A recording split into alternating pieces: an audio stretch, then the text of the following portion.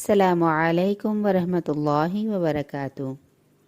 عزیز سامعین، آج ہم جو سنیں گے وہ ہمارا ٹاپک ہے ہیپی نیو ایئر، نئے سال کی مبارکباد دینا۔ دسمبر کا مہینہ ختم ہونے والا ہے اور ماہ جنوری کا آغاز ہونے والا ہے۔ اس موقع پر عیسائی حضرات اور ان کے دیکھا دیکھی دوسرے غیر مسلم لوگ نئے سال کا جشن مناتے ہیں، ہیپی نیو ایئر یہ کہہ کر ایک دوسرے کو مبارکباد دیتے ہیں۔ مگر اب اس جشن اور اس کے مختلف پروگراموں میں بہت سے مسلمان اور خاص طور پر مسلم نوجوانوں کی ایک بڑی تعداد شرکت کرنے لگی ہے، حتیٰ کہ اس مناسبت سے وہ بہت سے غیر شرعی اور غیر اخلاقی اعمال و حرکات بھی کرتے ہیں۔ مرد اور عورتیں ایک دوسرے کے ساتھ چھیڑ چھاڑ، آتش بازی، لائٹنگ اور مختلف قسم کے کھیل کرتے ہیں۔ آپ کو معلوم ہے کہ اسلامی شرعی عیدیں صرف دو ہیں، عید الفطر اور عید الاضحیٰ، اور رسول اللہ صلی اللہ علیہ وسلم جب مدینہ منورہ تشریف لائے تو اہل مدینہ 2 دن کھیل کود کا جشن مناتے اور انہی تہوار کو اچھا سمجھتے تھے۔ رسول اللہ صلی اللہ علیہ وسلم نے ان سے ان دونوں دنوں کی حقیقت اور ان میں خوشیاں منانے کے سبب کے بارے میں دریافت کیا تو انہوں نے بتایا کہ دور جاہلیت میں ہم ان دونوں دنوں میں کھیل کود کرتے اور خوشیاں منایا کرتے تھے، بس وہی سلسلہ آج بھی جاری ہے، مگر رسول اللہ صلی اللہ علیہ وسلم نے ان کو ختم کر کے ان کے بدلے مسلمانوں کو دوسری 2 عیدیں عید الفطر اور عید الاضحیٰ عطا کی اور فرمایا اللہ نے تمہیں ان کے بدلے ان سے بہتر 2 دن عطا فرمائے ہیں، عید الفطر اور عید الاضحیٰ۔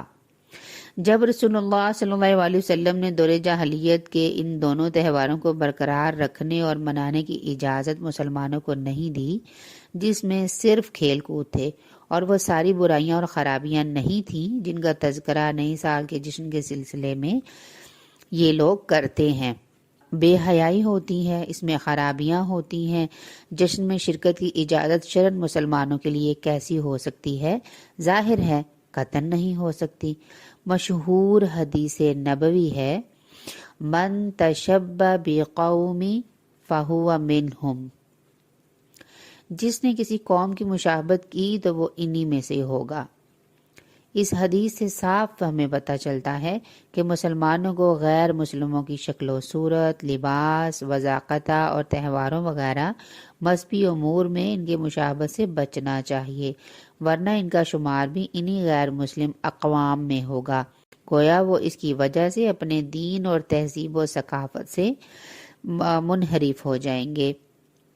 اور یہ عیسائیوں کا نئے سال کی مناسبت سے ایک تہوار ہے، اس لیے اس حدیث کی روشنی میں اس میں شرکت سے اجتناب کرنا مسلمانوں پر لازم ہے۔ نیا سال منانا بہت قدیم زمانے سے موجود ہے۔ سوال یہ ہے کہ نبی کریم صلی اللہ علیہ وسلم نے، خلفائے راشدین نے، صحابہ اکرام نے، تبع تابعین نے یا محدثین و فقہا اور معتبر مسلمان خلفاء نے کبھی اس جشن کو منایا ہے؟ یقیناً نہیں منایا۔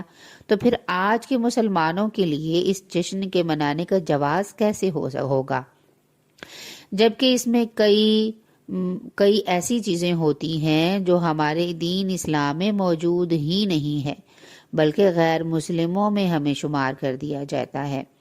ایک دوسرے سے چھیڑ چھاڑ، بسا اوقات یہ چیزیں اس سے بھی زیادہ بڑھ جاتی ہیں۔ اللہ تعالیٰ نے ہم کو ایک موقع کامل مکمل دین شریعت عطا فرمائی ہے۔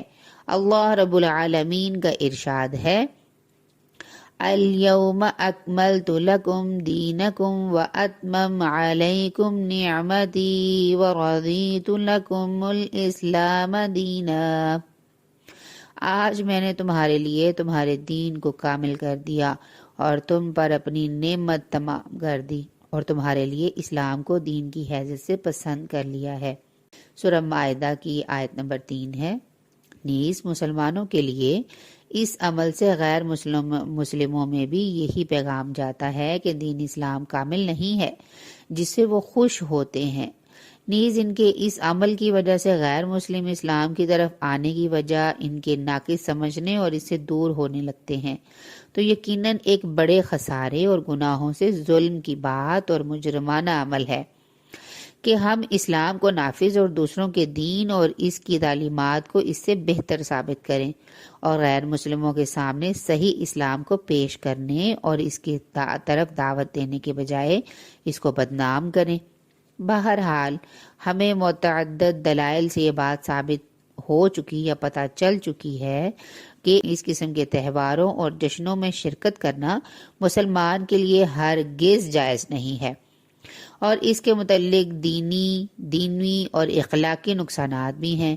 اللہ تعالیٰ تمام مسلمانوں کو صحیح دین کا علم و بصیرت عطا فرمائے اور ہر قسم کے محرمات اور خرافات سے دور رکھے، خاص طور پر ہمارے نوجوانوں کو اس طرح کے فتنوں سے محفوظ فرمائے۔ آمین۔ جزاکم اللہ خیر۔ السلام علیکم ورحمۃ اللہ وبرکاتہ۔